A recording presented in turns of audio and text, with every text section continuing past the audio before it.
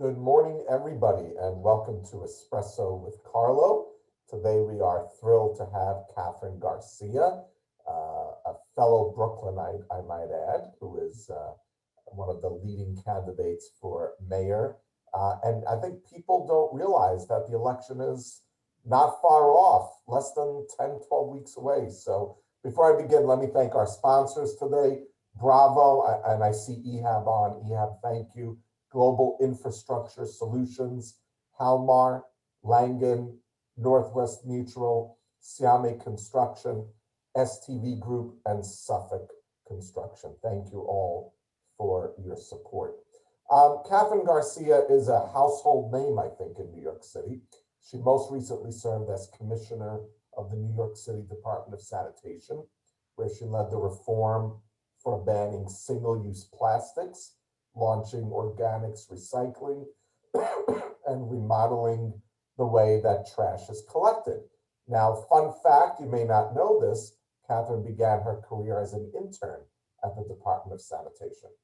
One of the things that I think is unique about Kathryn Garcia is she's also been the go-to person in times of need for New York City in the last 3 years.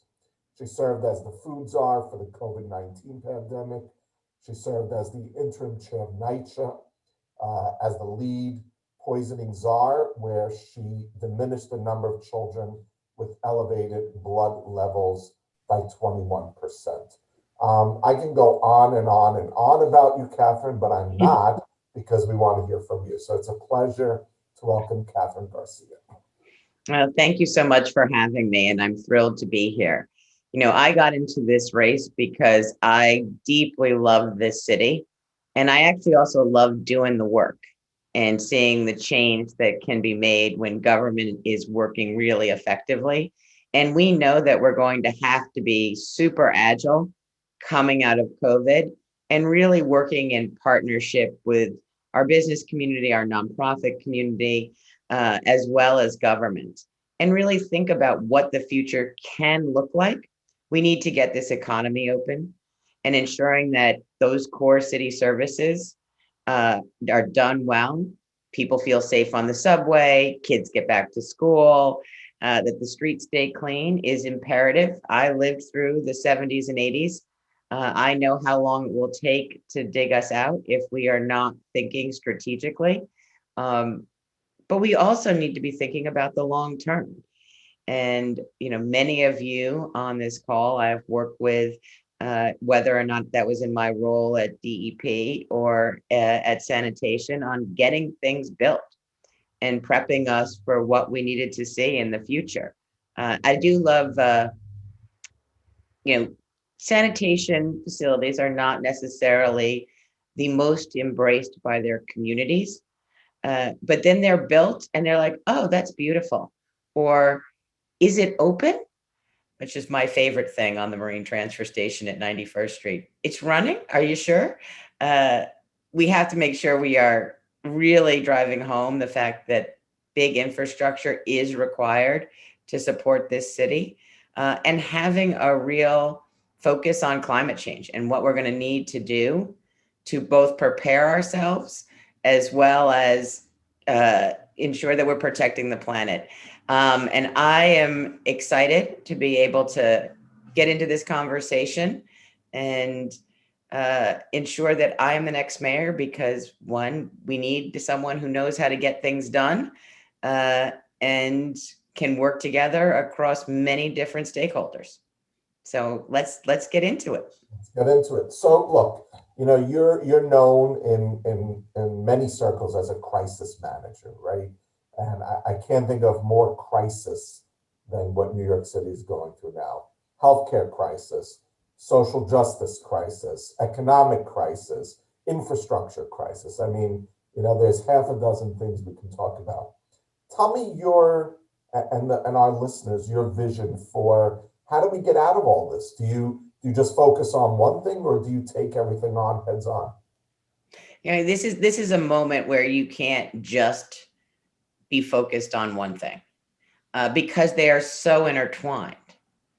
Social justice issues are intertwined with whether or not people have stable housing and whether or not we are getting reform in PD and whether or not people are hungry. That causes enormous amounts of stresses. And that also comes back fundamentally to, do people have jobs? Is our economy growing? So you have to be able to walk and chew gum, and running multiple projects all at the same time.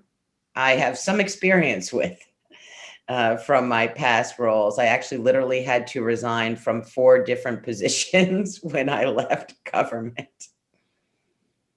So, day one of your administration, day two, tell us some of the things we can expect. What are some priorities of yours that you want to hit hard on? So day one is literally going to be about how are we getting this economy up and running. And so then so that is, what is the coordination with business? How are we supporting small businesses? How are we starting to use our budget to generate jobs? I know that they came out, the current budget on the capital side is about 118 billion. But are we getting those into the, in shovel in the ground? It's nice to have plans, but it's those don't turn into jobs until it's really moving. And at the same time, it's like, you got to create the teams. What is my agenda on education? That is one team that needs to be really focused. What is my agenda on climate change? That team has to be out and starting on day one. What is my agenda on ensuring that we have our core services functioning effectively? These all have to start on day one. Not everything gets accomplished on day one, but they all have to get going. And to be quite honest with you, you should be prepared to walk in the door with those teams basically in place to start moving all the levers of government. Sounds great. You've got obviously experience collecting garbage and making sure our streets are clean. Quality of life has become it always been an important part of New York, but the last few months people have really noticed a deterioration in the quality of life. Mhm. What do you do to tackle that? How do we fix the streets, clean the streets, and safety? I think safety is the leading part of quality of life. Businesses won't come back if they think crime is up and they don't feel safe. Yeah, and I have had a lot of conversations with people who run large businesses, and then they've been mostly remote for the last year. They'd like to start bringing their employees back. The employees say they're not scared of COVID anymore, Right. probably because many of us have now gotten vaccinated. But they are worried about their personal safety on the subway.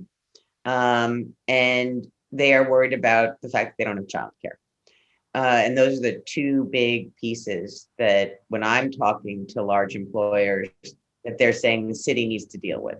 Um, and public safety means you need to have both a visible presence, but in a lot of cases, for those who are on the subway, it has been about the mental health issues of the homeless. And we need to take a different approach that integrates police with mental health professionals and get those folks the services they need.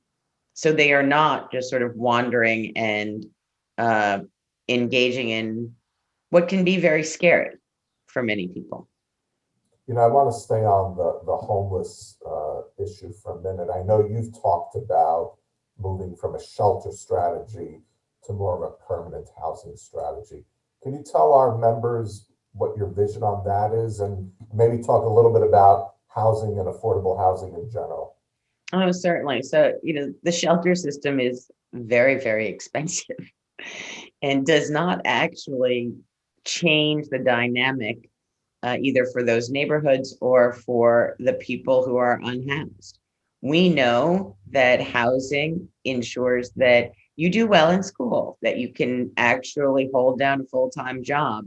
In some ways, you can make the case that if we just increase the voucher for family homelessness and allow them to go into the market, it would be immediately cheaper than our current plan, but also would almost pay itself back in the other services we wouldn't have to do because the family's in crisis.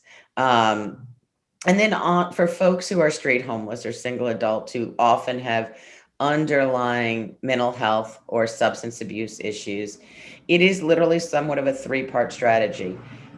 Starting to put together drop-in centers to create that trust, to get them to come off the street, safe haven beds, so that they will at least come off and accept some more services, and then ultimately supportive housing, where you have the services embedded, that is a permanent home for someone, and that they can start to stabilize their life, and reduce the burden, obviously, on something that isn't working, the congregate shelter system.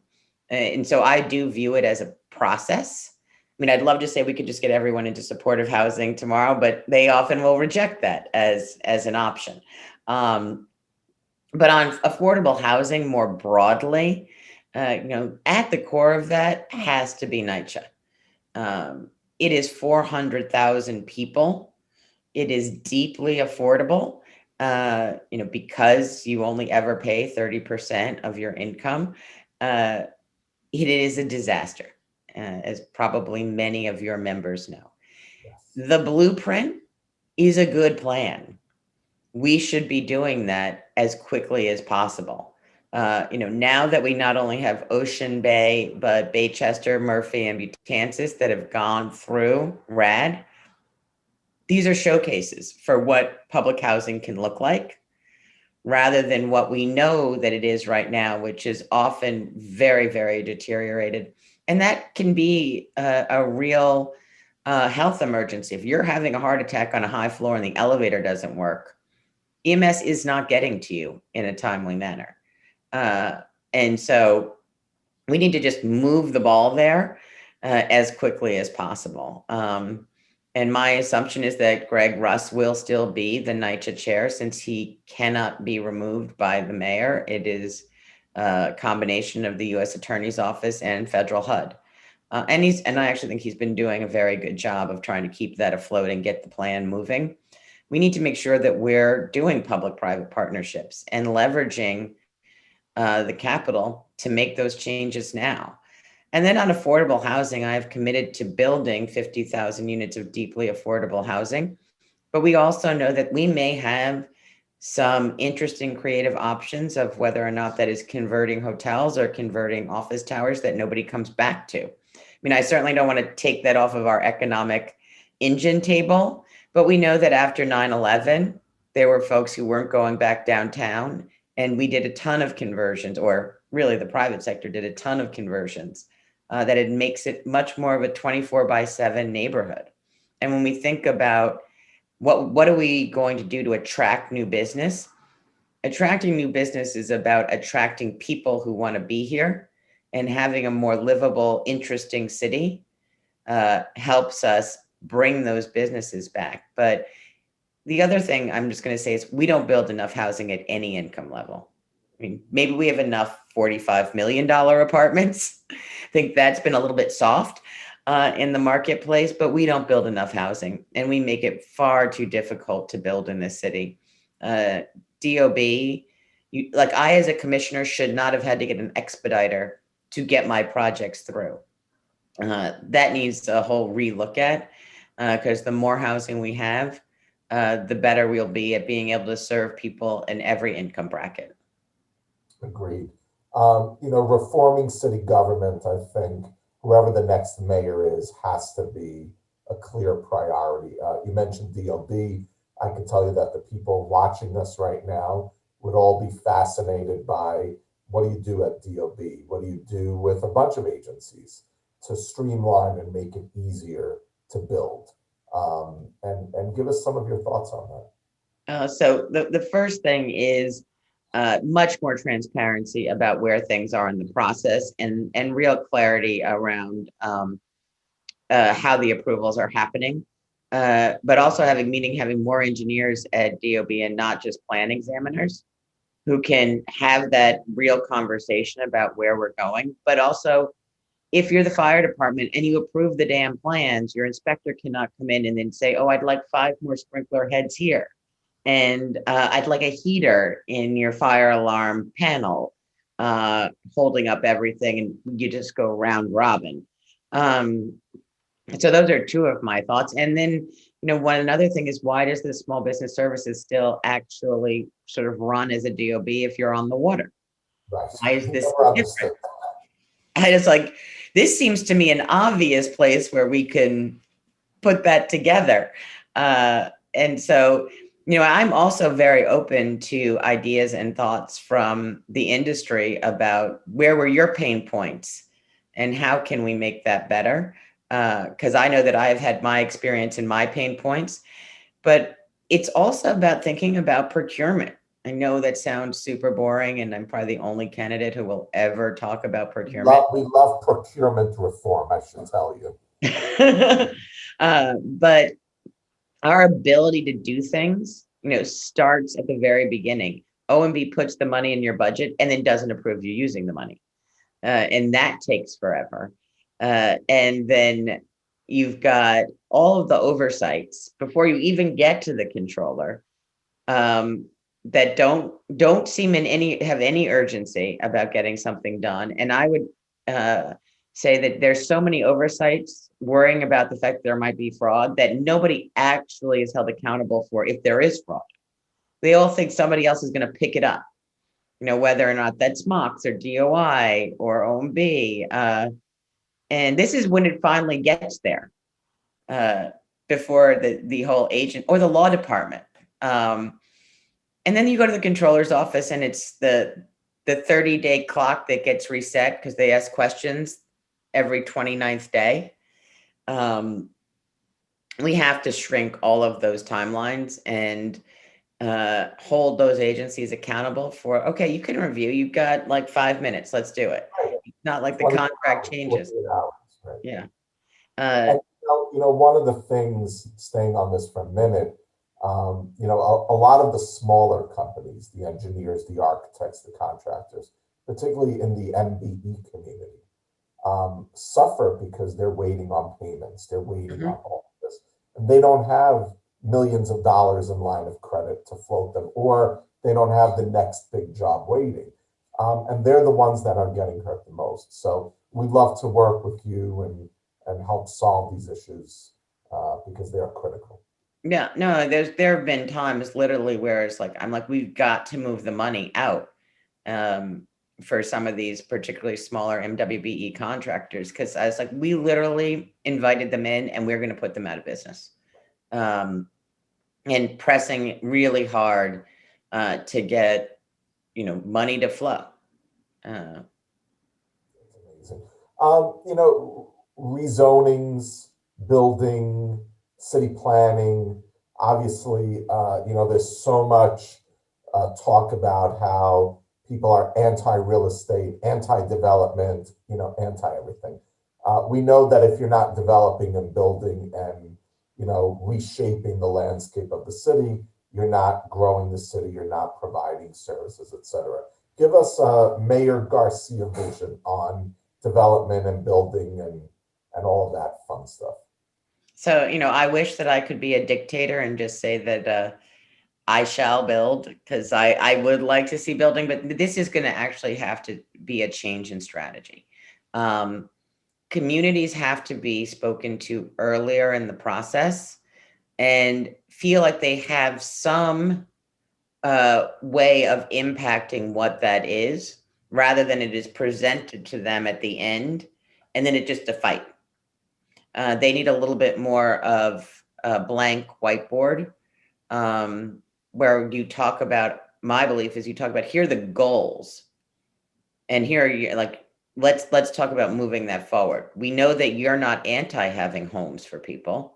You're not anti open space. You're not anti this. Let's work together to make it so that we can have a successful collaboration. And some of it's just plain politics. As long as there is council discretion for the council member, you gotta be thinking strategically about how to make that work. Agreed. Do you have any specific rezonings in mind that you'd love to see happen early on in your tenure? I have not, beyond what's sort of been on the agenda so far. I mean, honestly, I think Gowanus isn't moving quickly enough right now. Sort of those lawsuits seem sort of bananas. So that may be something to move quickly on at the beginning. Which by the way, I've literally been talking about with folks in City Hall since 2007. You know, the Gowanus rezoning is an example of where the community did work together Yeah. and it came together with a great, I mean, I was still at Marty Markowitz's office when we were talking about Gowanus rezoning, and I haven't been there in, almost 10 years. So it's something that should move forward. It should really move forward. It will knit the communities together across the canal. It also will help keep everything on track on the environmental remediation, because when you have people right there, they don't want to be next to a Superfund site. They'd like you to get it cleaned up. A little pressure on government to ensure that happens is important. And it's so much building. It's so many homes for folks that I think that is something that really needs to move forward. It's very close to the F train. It's very close to the R train. The G. I like it. It gives you real options in opening up that connectivity. But we have to get through these lawsuits. It's also like you got to stick with it. Sometimes things take a long time, and you can't just let it go because land use is always a bit of a battle in the city of New York. Yeah, and it will always be. Our members, as you know, are building everything in New York, from the housing to the offices to parks and open space and schools and hospitals and subways and roads and bridges and tunnels. I mean, we built everything. Give us your vision for capital budget spending and infrastructure across the city. Oh, so one, I always think you can spend more on capital. I've been having that conversation with OMB. For those of you who may remember Mark Page, I did go and ask him for $40 billion once. I got 26. That was good. That was pretty good. Out of Mark. Yes, that was pretty good to get out of Mark. And particularly when interest rates are so low, this is the time to be making those investments. We are still not in a state of good repair on many, many things. We are going to have to do something about the BQE. Otherwise, it's going to literally fall down. I'm excited about, the water tunnels that are still coming online and the new shaft sites that are being put in, as well as the tunnel upstate. I like tunnels, just so people know. I love tunnels. I'd like to see the BQE become a big tunnel, so maybe you can work on that. You're thinking the big dig? The big dig of Brooklyn and Queens. So, well, that would be quite the undertaking. Yes. A double-decker tunnel, maybe? Yeah, why not? Yeah. The engineers on this call need to tell me how we're going to do it. They're ready. They're ready. Okay. But it's, I really think that this is a moment where particularly, but not only on the city capital side, but there's going to be federal dollars. And there are going to be a lot of federal dollars. And we need to be able to take advantage of them. We were not great at taking advantage of the package that came out after the Great Recession. Because we just took too long. Other states were like, I'm shovel ready. And we were not. So investing in that upfront design, so you've got it on the shelf when the money comes, is also something we need to be doing much more of. I agree. We have a couple of questions from our viewers. One of them is about the BQE and turning the BQE into a 21st century greenway and a critical infrastructure project, better quality of life for many thousands of New Yorkers. How would you work with colleagues and officials at the state, local, and federal levels to ensure that funding comes for this project? Oh, this is going to be, you have to create a great vision, but you also have to broaden the stakeholder pool, because the stakeholders actually run all the way from Staten Island up to the Bronx. What happens in that little piece in the cantilever section ripples in both directions, in a very, very, very painful way. And also spills out into all of the avenues that are the alternative routes. And so I think that you have to have a really much bigger visioning session and bring other people into the conversation. But this is a place where the city has not had a strategy for its state elected officials, of which we have many. And they're not kept in the loop. They're not included in where we're going. The iterative process of what I've discovered in politics is so important. And that has just not been a key for this administration. I agree. I remember when the current mayor asked me to chair the BQE task force, which I was thrilled to do. Polly and I, by the way, great news about Polly. Oh yes, she is now Officially deputy secretary. We're thrilled. But yeah. I remember saying to Polly, we should go to Albany and sit with the Brooklyn, Queens, Staten Island, and Bronx delegation over breakfast and talk about this. And they had never done that before. Yeah. I think you're right. You got to engage the state senate, the assembly, because a lot of the funding is coming out of Albany. It's not coming out of the city budget. So very, very Yeah. critical. We have a question And about we have a lot of control over the federal money too. So and the federal, which flows through the state, of course. yeah. Wireless network in New York City is extremely overcrowded. As more jobs are created and technology is heavily used on projects, how will you support the 5G community, whether it's getting the small cell towers up, increasing the bandwidth capability, et cetera? So one of the early projects at DEP, some of you may remember, this is old technology, but when we decided to put the automated meter readers in, which Con Ed and National Grid to this day still have not done in a big way, we had to get on every rooftop because our plan was that every reader at every home had to be read by at least 2 towers. So you'd have redundancy. And we literally, within the space of about 18 months, got them up across the city so we could put that in place. I am a big believer that even in the world of where we are with fiber, that there's going to be a seismic jump with 5G. That fiber will become less important than ensuring that we do have the cell towers up there to make it's just going to be faster, like to jump to the new technology. So I am excited about 5G and what it can do in the city. And that is looking at, the city's got a lot of rooftops. Yep, absolutely. They've got a lot of rooftops. I know we have a couple of minutes left. New York is going through a painful moment. And we started talking about this at the beginning of our conversation. But, I look back at my time working for Marty Markowitz when I was his chief of staff. And, Marty was known as a cheerleader. Mm-hmm. And I tell people cheerleading is a pretty good trait to have when you're, an elected official or running a major organization or running a business. Mm-hmm. I think New York needs a little cheerleading right now. They do. I think we need a little excitement. We need people to want to go back to their offices, to want to go out to restaurants. We need Broadway open. We need parks open. Tell us, I want to hear about Kathryn Garcia, the cheerleader. How are you going to excite New Yorkers when you're mayor? Yeah, no, you have to actually go to stuff. Right.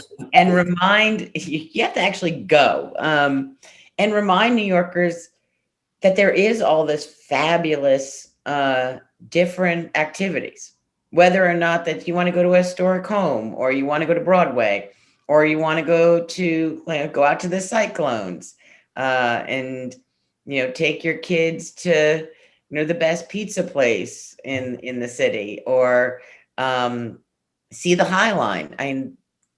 We are not celebrating everything that we have. And, one of the things I put out is because it will be a bit of, I think we often get blocked out by the tourists that used to be here.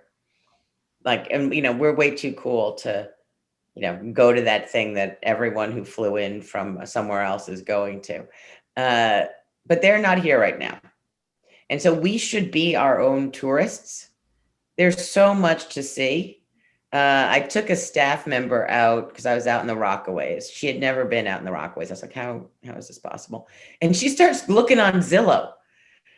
She's like, I might want to rent something out here during the summer. I was like, yes, it's an amazing beach community.